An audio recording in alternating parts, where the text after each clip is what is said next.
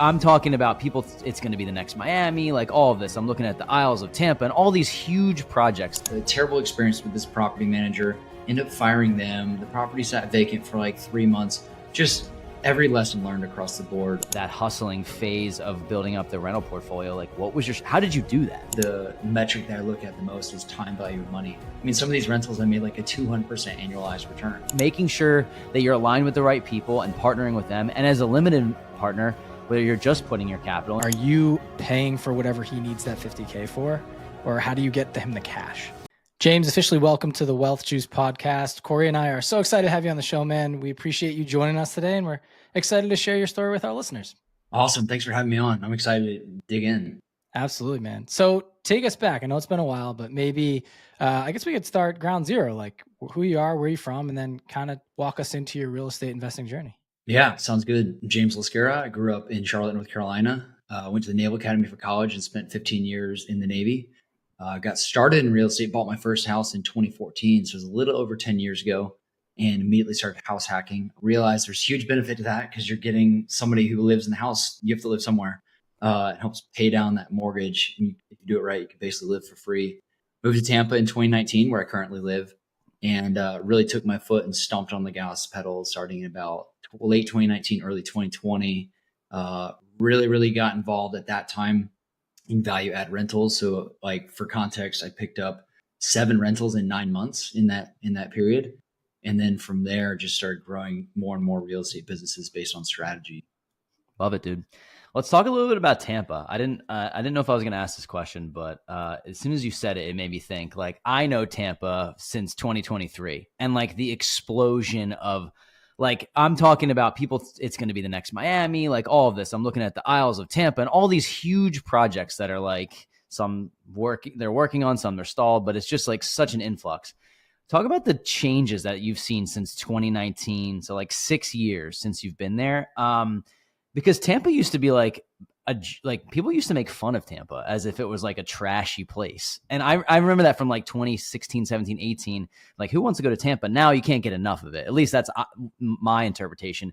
Have you seen this like massive influx and shift over the last 6 years? Like I'm hearing about? Yeah, it's been pretty wild. I mean, you've got developments like Water Street that completely change the landscape of an area. So you're like Water Street and Channelside near downtown. You've got neighborhoods like Heights where Armature Works is. You know, you go back 15 years and that was not really an area that you wanted to be. A lot of crime, a lot of drugs in that area. And so the surrounding neighborhoods have started to become a lot safer, a lot more neighborhood friendly. And so, we're seeing other areas too, North Hyde Park, that area north of Kennedy, kind of north of Kennedy, south of Gandy. Those were also some areas some would say 10 years ago, you didn't really want to be. And now we're seeing those areas really improve. Yeah, I fell in love with Tampa a few years ago, and I bought a place in South Tampa, and it was like one of the best decisions I ever made. I love it down there. As I look outside, it's 26 degrees here in Philly, and you were just telling me about how beautiful it is down there. So I don't need to, don't rub it in anymore, but I just love it down there. I want to talk to you about you mentioned kind of nonchalantly, like 7 units in 9 months, or was it 9 and 7? One of the two, like 7 units in a year.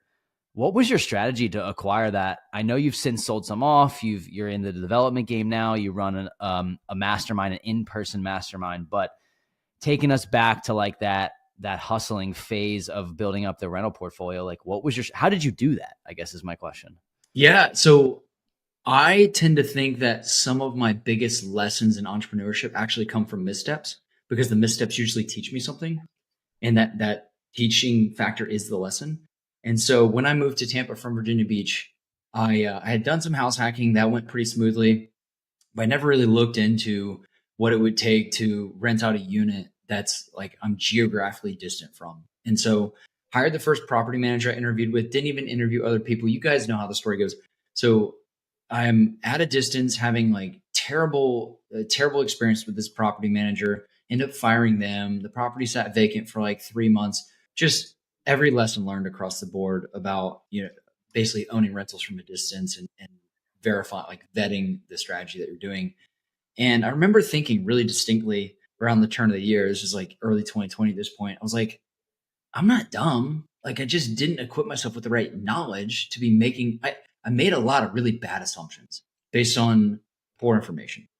And so I was like, man, I know some people who they tend I know some people who are doing really, really well in real estate, and I wouldn't consider them like geniuses or anything. And so I was like, I just need to learn more. And so got around a few folks, asked some questions, and then just started putting in offers. I just started doing a lot of analysis on buy and hold rentals. And I was just using conventional financing at the time and would put in low offers, like offers that worked, and finally one stuck. And then I closed on it and it cash flowed. And I applied all these lessons I had learned in that hardship experience renting my place in Virginia Beach. And I was like, what would go into doing that again? I had saved up money from being in the military. I've always lived pretty cheap. I'm a big believer in financial freedom. And then I was like, well, I have money where I could just do it again. And the property kind of pays for itself once I put down that down payment. So I was like, well, I just made a button. I just kept pressing the button. So if we actually extrapolate over a year, it was like 10 properties in 12 months. But yeah, that I was buying about a rental a month for a little bit there. And that was all through traditional financing. Like you were able to get consistent financing in and around the Tampa area. Yeah. Yeah. You got to realize too, that was around the times like I had interest rates on some of these properties. None of them exceeded 4%.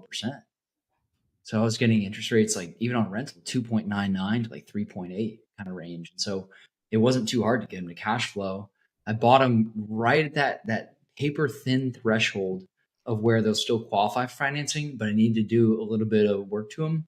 And so I kind of like skipped the whole BRRRR thing. I just got in with traditional financing based on their qualification to earn that. And then did the work and placed a tenant. Yeah. That's awesome, man. It sounds like you've since sold off a few of these rentals. Maybe it's to fund other businesses. I'm curious about your strategy and like why you decided that was the right move for you. I only ask because I kind of know what you're doing now after some conversations I've had with you, but the sentiment is like, hold on to these rentals for 30 years, right? Like pay them off, or like you're going to be so glad in 2045 that you have these rentals, but you kind of made the decision to like exit that and go into something else. I'm curious on like how you made that decision. Time value of money. I'm a very logical person. And if I can accomplish an unprecedented time value of money return, there are tax incentives designed specifically around real estate. What I'm referring to here are things like capital gains tax exemption, bonus depreciation, real estate professional status, and 1031 exchange. So if I can do a 1031 exchange on some of these rentals, I can actually exit that and using one of my single member LLCs, go into a commercial multifamily property as a tenant in common. And I preserve the intact nature of that tax tool by doing so. And so really the metric that I look at the most is time value of money. I mean, some of these rentals, I made like a 200% annualized return. Like the longer I hold it, that goes down.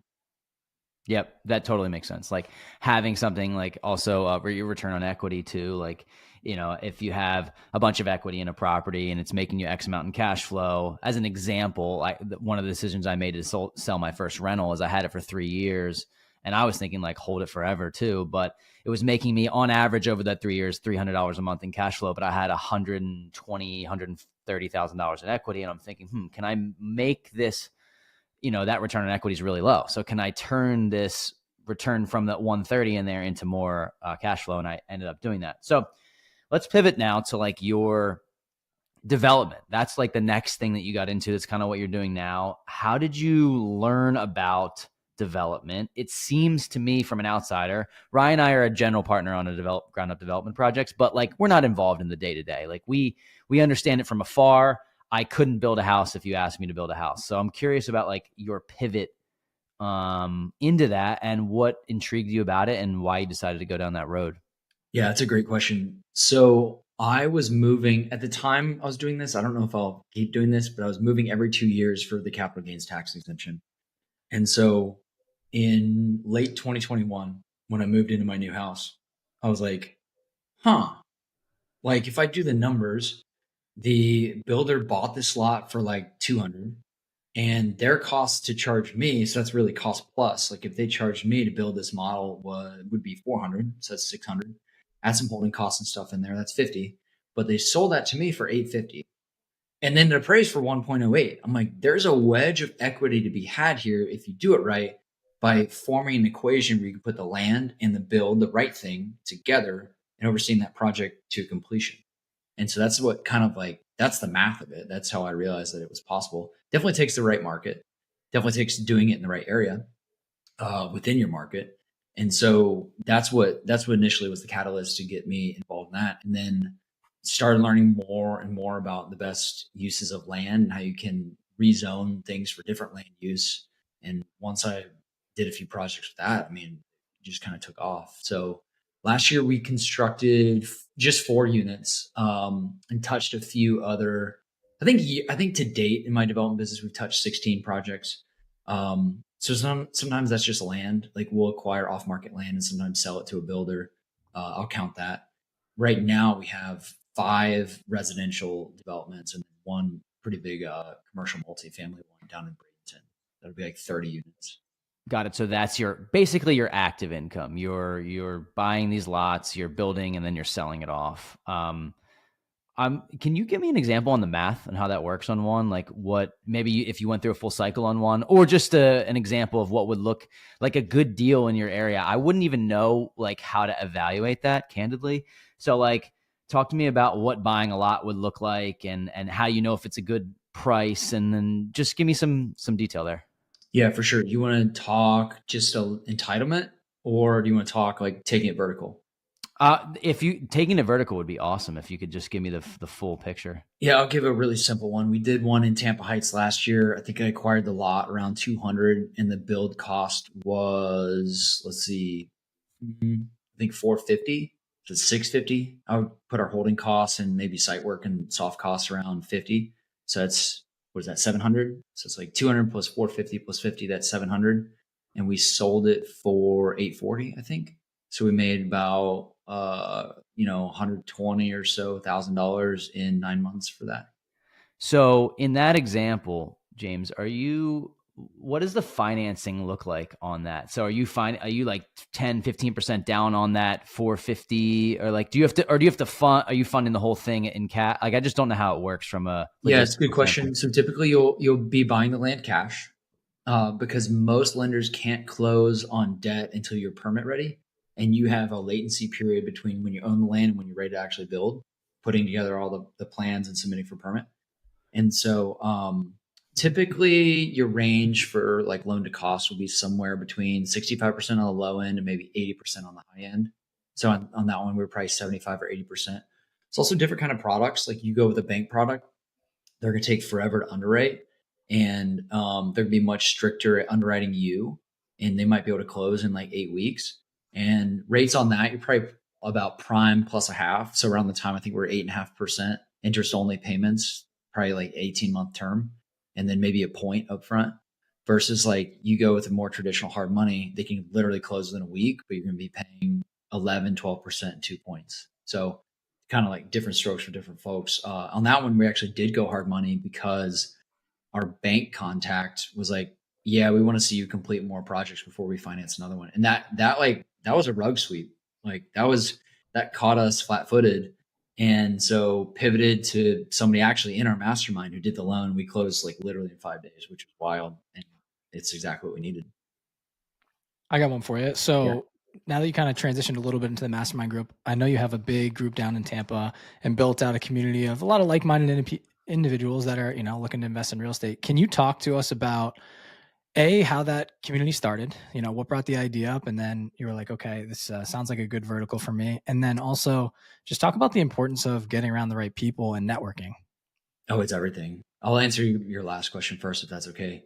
It's everything. Most of the deals that I do, somehow I would say 90% of them touch the mastermind group in some way.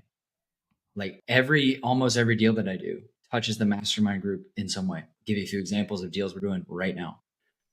We're entitling a 4-unit townhome project in West Tampa. I already have it under contract to a builder who wants to take it vertical. So he's going to own it. Under contract on another entitlement deal that I don't yet own. We're doing it on a consultant basis for a different builder in the mastermind group. I'm closing on a lot 2 blocks that way from my house. There's a builder in the mastermind group who's going to build it at cost, partnering on it, and then we're going to split the profits. And so like I'm doing most of the deals myself to grow my business and help others grow their business through partnerships, meaningful partnerships. And the reason why I think that's successful is because those people are serious and they're focused on the right things, which is something that I hold very near and dear because, and this is how the mastermind kind of grew to become a thing for us. I realized I was kind of spinning my wheels and having conversations and coordinating with people who weren't serious. And I'm pretty serious. Like, I want my business to grow. I'm very driven, very committed, willing to put in the work, but I can't care about something more than someone else. And so when it comes to doing business together, I just really appreciate doing business with other people who are well intentioned and serious about the growth of their own efforts. James, how did that come to be? From what you're saying makes complete sense. You're like, yeah, I want to be around serious people, but that to me sounds like you should just join a mastermind. But starting one's a whole different ballgame, dude. Like you were the orchestrator of this, and sometimes business ideas come out of necessity of what's your pain points are, and maybe you're like, dang, I need to get all these people in the same room so that I can have one singular location where I can follow up with them and I can help them grow. And it's such a win-win. I mean, like Ryan and I have a coaching community, right? Like we teach people how to buy real estate. We've seen so many people become successful from surrounding themselves, not just with us, but other like-minded investors. So, we're talking the same language here, but I'm curious about the actual economics and the thought process of like, yeah, I'm going to start this and I want people to come to me for this. How did that idea pop up? And also like, how were you able to run with it? Yeah. And by the way, I did join. I'm in 4 masterminds myself, my own being one of them. So I'm in 3 other ones. I love them. I think they've helped encourage new ideas, things I wouldn't have come up with on my own. So I'm a big like community coaching mastermind guy. If you're struggling with selling one of your offers, this is just for maybe a viewer who might be chiming in, be a happy buyer. Like people can pick up on that energy. Like I love mastermind groups. They've brought me so much. And I think I bring that same energy to my own group. How it came to be though, I'll answer your question. So I realized that I was having a lot of sit downs with people who would ask, you guys ever get the question? It's like, can we sit down for coffee and let me pick your brain? Oh yeah, all the time. It's funny because we used to do it, and now I realize how annoying it is when people try to do it to us. And it's no disrespect because people just don't know. But yeah, it's like that's not really what you want to hear as an entrepreneur. And I think we talked about this offline too. Yeah, for sure. Okay, well, I was doing that. I would take some of those meetings. This was earlier on. And let's say it was a person, this happened a couple of times. It was a person who's like, hey, I'm trying to buy rentals. You've bought rentals. I'm dealing with this problem. This problem is ABC. And I was like, oh, I've dealt with this specific thing. And the thing that I did to solve for ABC was 1, 2, 3. And they're like, okay, yeah, thanks. Good meeting. Okay, I'll look into that. And I'd see them like 4 or 6 weeks later. Like, hey, how'd that thing work out? Like, it didn't really work out so well. I'm like, why? What'd you do? They're like, well, I did XYZ. I'm like, that's not what I said to do. That's not like you came to me specifically for advice, and you did none of it. And so maybe this isn't such a bad thing because you've actually conditioned me to realize that maybe you were just seeking some kind of emotional feedback rather than a solution. And that's not really me. Like that's not my thing. So I feel like maybe it'd be better if I verify that I'm sharing solutions or sharing insightful business ideas with people who are serious and are going to take the action. That's how it all came to be. And in doing that, kind of how you tell if somebody's serious is like, hey, are you willing to invest in yourself, put skin in the game? And then that will then allow you to be like, all right, I'm going to actually put time and effort and energy into this. And honestly, what we found is that, and this is just maybe some insider stuff, but like the more that we raise the price of our community, the more we align ourselves with people who are like, I'm dead serious about this, dude. Like, no question, let's do it. I already see the value because I'm watching all these testimonials and people that have come up with the answers that you're helping them acquire, not nickel and diming over like, well, is it really going to be worth it for me? It's like, it's worth it tenfold. And that's why it works. And I think you and I have had the conversation about this, even though we've only chatted a couple times about how like, yeah, I have these people that are rock stars in here that like, I can actually bring more value to them. We won't get into all that now. I know that that's kind of like a project that you have in place, but I'm just curious about how you decided to create one that was local and what maybe the actual steps you took. Like how often you guys meet? Like what are the inner workings of how that community operates in case someone's in a market? It's like, you know what? Maybe there isn't one that I can join. Maybe I can start one myself if I have some experience. Yeah, so a lot of the traction and momentum that we gained from it was a result of doing a local meetup. And after the local meetup, our accounts would kind of just blow up with all these requests like, hey, can we get together? Can we do business together? All these things. I was like, you know, some of the people that are willing to reach out to ask that, they're probably like pretty focused.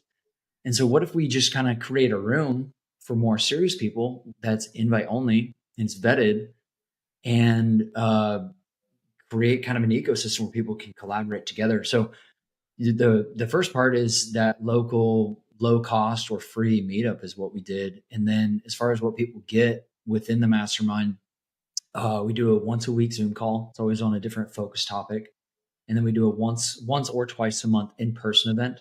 So it's typically at a site. So like it might be a flip in progress, a flip that's completed, somebody adding value to a rental before there's a tenant placed in there, or a development project. So we're pretty development heavy focus. We have over 100 development projects across the group, and we have about between 100 and 110 members right now. And so, we go and look at those. And a lot of people tend to gravitate in the group towards one of two things. These topics get a lot of interest, which is like ground up development or construction and raising capital. Those are two topics that get a lot of traction. So once a week Zoom, once a month in person event, and then access to all the resources. Cool, man. Yeah. I'm curious about some trends that you're seeing in the, you can talk like micro level in your market, or maybe, I don't know if you have an opinion on macro, but like, I've noticed that there was, from what I've been seeing from afar and talking to our mutual friend Phil about it, because he's like, he's deep in Tampa and a couple other markets down there, and watching how there was like an explosion over the past couple years, and then maybe the last 6 months to 12 months, it was a real softening in the market down in Tampa. And I'm curious what you're seeing now. I don't have an ear to the ground like you do. So is it picking back up again? Buyer sellers market, what are you noticing? Because, you can follow like macro data across the United States, but it doesn't really tell the picture, in my opinion. Yeah, we definitely saw, in my opinion, the worst of the market softening in like between October and December. So Q4 of 2024 is pretty rough. And so I have a team of agents, and there are 4 total agents. Each of them has listings and buyers. We saw a lot more activity after the election, and a lot more activity after about mid-January. And so I think rates are a huge concern in terms of affordability for pricing for buyers here. A lot less buyers in the market than there were 18 months ago. And this is one trend I pay a lot of attention to.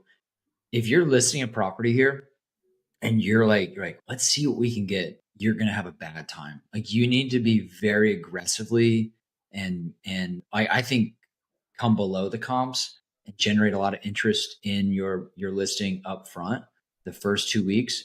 Once you cross around the 45-day threshold of being listed on market here in Tampa, the interest goes way down. You get less showings, a lot less offers. People think there's something wrong. Got it. So that's interesting. And that's like retail flips too, Yeah. like anything that's going on. Yeah. Yeah. If you're going on MLS, you need to be pretty savagely priced. How did you see the impact of the, 2 hurricanes in a week impact your business? People getting, you hate to see this happen for a number of reasons, but just a quick story. I actually, people know that listen to the podcast, I have a property in Tampa, in South Tampa. I mentioned it on the show, but I went down there just after Helene to check on my property, and I honestly could not have lucked out anymore. I mean, like 60% of my neighborhood was underwater, maybe more. And I think I was 7 foot above grade, and I did not get affected. I didn't even know that Milton was coming when I went down there. I had no clue. And my girlfriend was hiding it from me because she's like, yeah, I found, like, people were talking about it. And I was like already so nervous about Helene and the damage. And then Milton hits, and I think it's going to be worse. Turns out nothing really happened in terms of where I was. But I'm curious, are you seeing like people come in and get like major deals, which you really kind of hate to see if people have to move out of their homes? But I'm wondering how that's impacted. Are people like scared to invest down there? Is it a win-win for investors? What's the aftermath look like? Yeah, this is where I think it's important to be like very hyper localized. So there's a few neighborhoods that got absolutely train wrecked. Short Acres on the St. Pete side, lot of a lot of like fear, a lot of hesitancy for investors there. You know, you used to be able to pick up a deal maybe 220 to 250 there for development or a flip. Now they're definitely under 200, talking like 150 to 180. And so I think it really depends on where you are and where you're kind of where your elevation is. Because if you're in that flood zone, there's a lot of hesitancy in flood zones right now. Yeah, my property actually is in a flood zone. I'm on the west side of Tampa, but what I was noticing is like our CPA has a property down there, and I talked to him about it, and he's like, I actually think what's going to happen long term is this is going to raise all the property value in Tampa. I really think it is, and I think that, you know, the shacks on the beach in Treasure Island and St. Pete Beach are like, they got wiped out, and people are just going to build up, and the cost to build is going to go up, and the property values are going to go up. I think it's going to end up raising it just because everything's going to kind of be built to more of a code, because you can build something down there and have not really have any issues with hurricanes based on how you build it. It's just going to, instead of costing you a $700,000 property, it's going to be like 1.3, right? So I think it's good for long term, but unfortunately, I think it's going to price a lot of people out. Do you agree with that? I mean, I don't agree. I Yeah. agree. So I actually poured over a bunch of data and did some research in the aftermath of the hurricanes, because I was like, we have a Tampa focused mastermind. It would make a lot of sense to look at the history just to figure out the best we can. Where does a market with localized hurricane impacts, where does the market go in the years following? And what I found was the market in about the 1 to 2 years following, the market goes up. That's in comparison to the broader outside market. Interesting. Yeah. So, I mean, to me, it's like the price you pay to live in paradise in a way. And I know I bring up Phil again, but like, he's been in Florida his whole life. He's 33, was originally from Miami, but he said, it's funny, like a year after I buy a property there, you have the worst interaction with a hurricane that I think 50 years, really. So you hope that that kind of puts on hold, but I have a feeling we're just going to be dealing with it every year, and that's part of the game. But Ryan, I'm kind of boxing you out, dude. I don't know if you have anything you wanted to go into. I just figured I would riff with James on some. Yeah, you done with Tampa, dude? Come on. Yeah. So another thing for you, our listeners are heavy aspiring real estate investors, right? A lot of them are getting just started out. So in 2025, what do you see as the best way to get into real estate if you've never dabbled? Oh man, this is a tricky one because it all depends on the person, right? Like what makes them tick, what gets them excited. I'm a big believer in like invest in things that get you excited, because then you're going to want to lean in and learn the most you can, and then that learning is going to contribute to the most success. So it really depends on what they want. I think investing passively, like private money lending, if you're an investor, let's say you're like a doctor, an attorney, and you're listening to this and you've got a lot of money saved up, you have $500,000 sitting in a checking or savings account, and you're just like, I don't want to have to deal with going to a property. I don't want to have to deal with talking to a tenant, dealing with an eviction, fixing a toilet. Like, I think investing passively into people's businesses or projects who know what they're doing is one of the best things ever right now. I'm a huge believer in that. If you're actually looking to be a little bit more active, I think buying maybe like getting creative on the financing side. You got a lot of people with this golden handcuffs issue to where their interest rates are really low, but people will have to eventually move. Getting pretty sharp at that if you want to acquire rentals, and then picking up distressed properties you can add value to if you want to own rentals. Making sure you're really, really good at your math, but doing the Burr model on those, I think, can be good. Just compared to 3 years ago, just plan on leaving more money in the deal. You probably won't be able to take all that money out unless you just find a really, really good acquisition price. But I think the Burr model still works if you're willing to leave a little bit of money in the deal. I also think that's pretty normal, James. Like, you know, to be able to pull all of your money out of a deal, that's like it should be an anomaly. I think that's a healthy market for it to be an anomaly. So I love it. And also, candidly, like in our experience, we found that, like, I tell the story, like Ryan and I basically brute forced our way to like 8 units between us, like the two of us, just us two, 50-50. And then I realized, kind of in tandem of what you're saying, is that there are people that are doing this a lot better than us, who do this full time. I recently went full time in the last 6 months, but there are people that have been investing in real estate for 15 years, 10 years, that have boots on the ground in different markets. And Ryan and I realized that our skill set was actually the marketing some of the underwriting, but then the investor relations. So we got into larger projects on the general partnership side by doing exactly what you're saying, is like making sure that you're aligned with the right people and partnering with them. And as a limited partner, whether you're just putting your capital in, you can do that as well. And I think it's a great way to get a taste of what real estate is like. You can join in a lot of these, like, sometimes we have weekly calls or bi-weekly or monthly calls, and you understand the game, and then you might be able to venture out on your own. Because I agree, dude, active real estate investing is, in my opinion, like the best way to build wealth, but it's not for the faint of heart. Like, this game it's crazy out there. I mean, Ryan and I have had a property burned to the ground, and I was like, what's the worst that can happen when you buy real estate? That. And it did. So it's like, we ended up being fine with it, but it's, I think that's great advice, man. I really do. I got two more for you. So as we've kind of gone through the game, we found resources are something that you need to have in your back pocket. And I say that, like, your people are, when they get into real estate investing and they buy their first rental, it typically is building out your first business, right? Your first small business for people. And they're like, this is tough to do it all on my own. And then everybody has to go through the common practice of vetting out people to make sure they're working with the right vendors and the right people. Two things that we found that our community gets stuck on is business lending or business credit, and then also hiring VAs. So I'm wondering if you can dabble into or dive into either of those, and if you use specific companies and how you've woven them into your business. And this is really more for when people are going to scale, right? And they're just kind of done with the onesie twosies. Yeah, absolutely. There's two companies that have an exact solution to the problem you just mentioned, and they're both companies I personally use and have had success with. So I can shoot you guys over links if you want to share those with your audience later, or you can get links of your own or whatever. Doesn't matter to me. So there's two companies. We have one that we've used for 0% interest credit funding. So I personally have like I got to look at it. It's over 200. It's between $200 and $250,000 0% interest credit lines via stacking business credit. That's with Fund and Grow.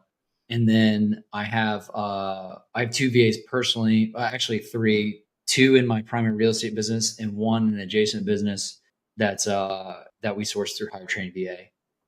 So we use the heck out of them. Our mastermind group members have a ton of success with those resources. So those would be my two answers that I also personally use and had success Awesome. with. No, that's huge. I saw them on your Instagram, and I saw this list of incredible resources that you have, and I was hoping we could dive into them. One thing I just wanted to double click on is the business credit. So I'm wondering, with this stacking feature, can you kind of just dive into exactly how it works? Most people, and before you dive in, I think just most people get stuck on, hey, I got to go to a big bank and I have to go show my personal credit there, and they have to pull and all of this stuff. So I'm wondering if it's different. And if so, if you could explain it. Yeah, I am a big believer in like find somebody who does something better than me and can potentially save me time and then pay them. And that's exactly what I do. I don't actually know all the ins and outs of how it works. I think I have like 7 different credit cards and it's spread out across 7 of those. I think one credit line is 55, another one's like 51. A few of them are like 30s and a few are 20s. And so some range, I make sure I pay attention to the dates of when I started that card. But a lot of them basically have introductory 0% APR. They still have a minimum monthly payment. It's usually like, I don't know, $100 or $200. But you can use those for genuine business expenses. Here's an example. Like we had demolition of a property about 3 months ago. It costed about $20,000. Like we pay with a credit card. We just put it on one of those cards. And so how I use that is we do a little bit of private lending in my capital business. And so if that keeps 50K in my, if that keeps 50K liquid because I have a year of 0%, I just issued a 50K loan for like annualized 18% to a buddy on Friday. So I'm kind of arbitraging the difference. That is I sweet. really like that. Yeah. So how would you, not to get in the weeds here, but arbitraging the difference is awesome. Meaning, like, are you paying for whatever he needs that 50K for, or how do you get him the cash? So I'm getting the cash because it's kind of like cart before the horse discussion a little bit. Like I'm getting the cash because I never spent the cash because I used my credit card to pay for things I otherwise would have had to pay for. Got it. Sorry. So you're not using the card to pay for it. It's just something that you have earmarked for this lending process because you have the reserves. Yeah, like on our 5 development business, spend is kind of volatile, but let's say I normally spend about 20K a month on like surveys and demo and architects and attorneys and all these things. If I'm spending 20K a month, after 5 months, I'm going to spend 100K. Well, if I didn't pay my own cash for that, I use business credit. Now I still have 100K that's liquid. I'll lend that out. This is powerful, man. It's such a great tool. And like, honestly, I'm glad this conversation went this way. And I realize you're saying you're not an expert, but you know more than us. And so it seems like an expert. This is the next phase for Ryan and I. We have been kind of, Jimmy rigging's not the right word. We have a system, but like getting real business credit for our coaching business, for our real estate is the next phase. And we actually have a call in the next couple of days with, again, putting ourselves in front of an expert who does it, who can teach us how to do it. I think it's awesome. As we wind down a little bit here, James, I want to ask about your future goals with your business. Like what's next? It seems like you have a pretty good handle on the mastermind that's growing. You have a monthly membership there. The development is, you have a lot of projects going on there. What do you want to accomplish in 25 or 26 the next couple of years? Yeah, 2025, we'll touch 10 development projects. We'll end the year getting up to 150 people, base members. So we have like partner members in the mastermind group, and I don't count them towards our base. And so we have like a mechanism that people can add a partner, and it's not the full price because we kind of extend that as a courtesy to folks. But we'll get up to 150 base members. I'm actually going to cap the group. I'm going to cut off any new members joining the group, and there will be a wait list. And the only time people can come into the group is if somebody else leaves. So that is something that we'll implement in 2025 once we get to 150 base members. 10 development projects. I want to have $1 million out on the streets earning passively. So like I'm not the cheapest, but I can usually fund within like 1 or 2 days for vetted borrowers. So I mostly lend at like 12% interest only monthly payments, and 6 points. And so with $1 million out, I can earn passively $10,000 a month, which I live pretty cheap. So like that's a nice, just like coming in every month amount. That's a goal for this year. And then raise and deploy $5 million of equity across our developments and our syndication co-sponsorships. That kind of touches each one. I'm not buying residential rentals anymore, though. I just don't think it's scalable for where we're at. Yeah, totally. I love it, man. One of the questions we love to ask people that are that we interview, and just to get a little bit more philosophical, is like, you're a military guy. Like, I can tell you're disciplined, and I can tell that you have like a good system for the way you run your life and your business. And that takes a lot of energy and effort. And you're a good speaker, so you kind of put it eloquently that it makes it look simple, but I know it's not. And I'm curious about the why behind what you do. Like, what gets you out of bed every morning? Like, what is the purpose or the why behind the hard work, if you will? Man, this one's tough. So I'm a big believer in freedom, but if I'm super realistic myself, I think I'll always work. I just like it. I'm super driven. I love this really fills my cup. When I take something that maybe I struggled with and I overcame that challenge and it formed a lesson for me, and that lesson now equips me with the knowledge to go share that with somebody else, and I see them replicate a positive result, that's better than getting paid. That feeling is huge for me. I think that kind of lends itself pretty well to why we foster the engagement we do in the community. But ultimately for me, I think it's freedom. So at a certain point, when you've achieved enhanced financial freedom, I think you also get more freedom of your time, more freedom of relationships, and more freedom of your overall purpose. But I also just love to work. Yeah. Free state of Florida, baby. That's why people move there, that freedom. I think this is interesting because I think it's similar for Ryan and I. We watch people, it's different. Our communities are different, but like we just had a couple people close on their first rental property, and to watch them see a new path for themselves that they didn't know existed before they met us, or maybe they knew it existed, but they didn't know how to tap into it. Like, I was on the call too, so you could probably talk about it, but it was just like, wow. Of course, we do get paid for the services, but wow, man, these people are so pumped up about the next phase and having cash flow come in and build equity, and it's changing the entire trajectory of their lives. And I'm just so happy that we can be a small percentage of that. And that really gets me fired up. Like, I'm sweating right now talking about it, because I'm like, it's one thing to achieve all this and hoard it and like act like money's like this scarcity thing, but to really like share the abundance and like, and watch other people grow. You can call it selfish, you can call it unselfish. I don't really care. It's just cool. Like, it's just something that makes me really happy to be able to do that. And I can see that you're kind of cut from the same cloth in that respect. So, yeah, man, that was my last question. Rod, do you have anything to kind of wind out the show here? No, I think I'm good. Yeah. I appreciate you coming on the show, James. You are a wealth of knowledge. I think some people will be interested, especially guys that live down in the good old state of Florida, to network with you, maybe, want to dabble into the community, the mastermind you put together. So if people want to get in touch, how can they find you? Yeah, best way is JPL Invest on Instagram. That's Perfect. JPL Invest on Instagram. Cool. Yeah. And if you're local to James in Florida, specifically Tampa, I'm assuming people aren't going to drive hours, but if you're in the Tampa like area, what a great person to know. I mean, I got connected through a mutual friend. And it's interesting, James, the first thing you asked me on our first call was like, you were very interested in what I was doing and how you could help. And I just thought, that's somebody that I want to be around. And this is kind of a gimme type of world that we're in. So to find people that are like really looking to pour into others, it's what it's all about. So reach out to James, especially if you're local, even if you're not, just follow him on Instagram. I think a lot of value. I see you on, doing a lot of cool content, and that's the personal branding side of 2025 too. I appreciate that. Yeah, thanks for having me on the show. I really enjoyed chatting with you guys. I think, by the way, I didn't have a chance to chime in. Like, what you guys are doing with your community, how impactful. You guys may not realize, like, you're changing people's lives. Well, I got to tell you, man, I appreciate that.